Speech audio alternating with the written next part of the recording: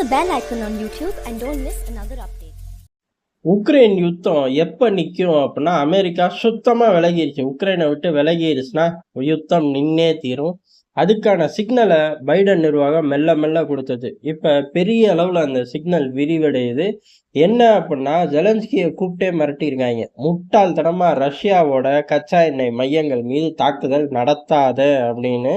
அப்படி மிரட்டினதுக்கு அப்புறம் 2 தாட்டி தாக்குதலை உக்ரைன் நடத்திருச்சு. உக்ரைனுக்கு தெரிஞ்சதும் புடிச்ச ஒரே வேலை இதுதான். ஹை வேல்யூ டார்கெட்டுன்னு ரஷ்யாவுக்குள்ள உள்ள கச்சா எண்ணெய் மையத்தை தாக்குறது, கிரிமியாவுக்குள்ள போய் தாக்குதல் நடத்துறது. இந்த 2 விவகாரத்தை தாண்டி சொந்த மண்ணுக்குள்ள பெரிய அளவு தாக்குதல் நடத்த வக்கில்லாத தலைமை தான். அந்த இராணுவத்துக்கு பலம் நமக்கு தேவையில்லை. அரசு தலைமைக்கு எண்ணம் அப்படிங்கிறது துளி கூட இல்லைங்கிறத உறுதியா சொல்லலாம். அப்படி இருக்கும்போது ஏறக்குறைய 2 வருஷத்துக்கு மேல பழக்கப்பட்ட ஒரு விஷயத்த விட்றா அப்படின்னா எப்படி ஜெலன்ஸ்கி விடுவாரு? விடுறதுக்கு வாய்ப்பே இல்லை. பைடன் சொல்லியும் கேட்கல. 2 முறை தாக்குதல் நடத்திட்டாங்க. பைடன் இதுக்கு மேல டென்ஷன் ஜாஸ்தி ஆயிருச்சு. அமெரிக்கால ப்ரெஷர் கிரியேட் ஆக ஆரம்பிச்சிருச்சு. செனட்டு, காங்கிரஸ், பெரிய அளவு லாபி செய்யற குழுக்கள் எல்லாம் பைடனை நோக்கி திரும்புகிறார்கள். இந்த கச்சா எண்ணெய் விவகாரம்னால நமக்கும் நஷ்டம்.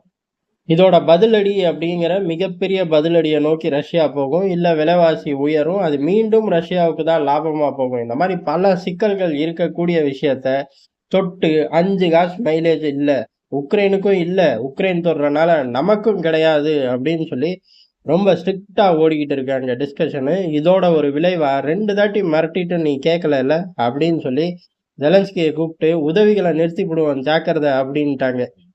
இப்படி சொன்னதுக்கு அப்புறம் தான் ஜெலன்ஸ்கிக்கு பயமே வருது. ஜெலன்ஸ்கிக்கு பயத்தை நேரடியாக அவரே 7 மணிக்கு விட்டு ஆற்றுவாருன்னு நினச்சோம். ஆனால் அப்படி பண்ணலை. அதுக்கு பதிலாக அவரோட ஆலோசகரை விட்டு 2 வருஷத்துக்கு மேலே யுத்தம் நடக்குது. இப்படி போ அப்படி போ அப்படின்னா எப்படி போக முடியும்? எப்படியாச்சும் தான் போவோம். நாங்கள் தாக்கி தான் தீருவோம். அதை தாக்காத இதை தாக்காதன்னு சொல்கிறதுல அர்த்தம் கிடையாது. எங்களுக்கு தப்பிக்கிறதுக்கு வழி தேடும்போது ஏதோ ஒரு இடத்துல தாக்கி தான் தீருவோம் அப்படின்னு சொல்லி அவர் பங்குக்கு அவரும் அறிக்கை விடுறாரு அமெரிக்காவுக்கு.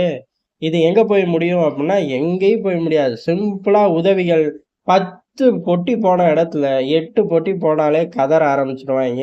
அதனால பைடனுக்கு நல்லா தெரியும், ரொம்ப சிம்பிளாக இவனுங்களை வழி கொண்டு வந்துடலாம் அப்படின்னு.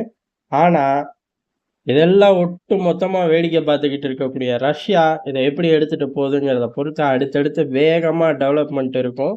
உக்ரைன் ரஷ்யா சண்டைகளில் நிறைய நேரங்கள் அமெரிக்கா உக்ரைனுக்கும் முட்டிக்கிச்சு. சொல்லப்போனால் பைடன் ஒரு தாட்டிலாம் ஜெலன்ஸ்கியை நேரடியாகவே புரியாம கேட்கக்கூடாது. அமெரிக்கர்களோட வரி பணத்துல கணிசமா உங்களுக்கு செலவு பண்றோம். இன்னும் சொல்லப்போனா மொத்த வரி பணத்துல பாதி எடுத்து உக்ரைனுக்குள்ள பம்ப் பண்றோம்.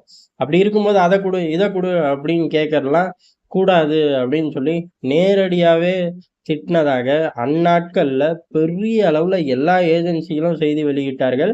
அதை வெள்ளை மாளிகை ஆமான்னு சொல்ல, இல்லைன்னு சொல்ல. அதுக்கப்புறம் ரொம்ப நாள் கழிச்சு ஏறக்குறைய 1 வாரம் கழிச்சு நிலைமை என்ன, எப்படியான சூழ்நிலைகள்ல நாங்க உதவிகள் செய்கிறோங்கிறத பைடன் பக்குவமா எடுத்து சொன்னார் அப்படின்னு சொன்னாங்க.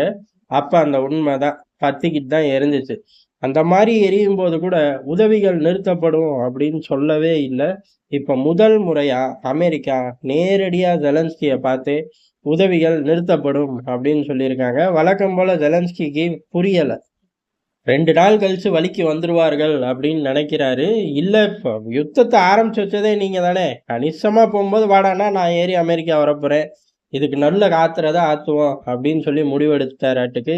எது எப்படியோ இதுவரையும் அமெரிக்கா ஜெலன்ஸ்கி உறவு அப்படிங்கிறத அப்பப்போ மோதிக்குவாங்க. இப்போ ஓரளவு சட்டையை பிடிக்கிற அளவுக்கு வந்திருக்காங்க. அதனால இந்த யுத்தம் நின்றே தீரும் மிக விரைவில்.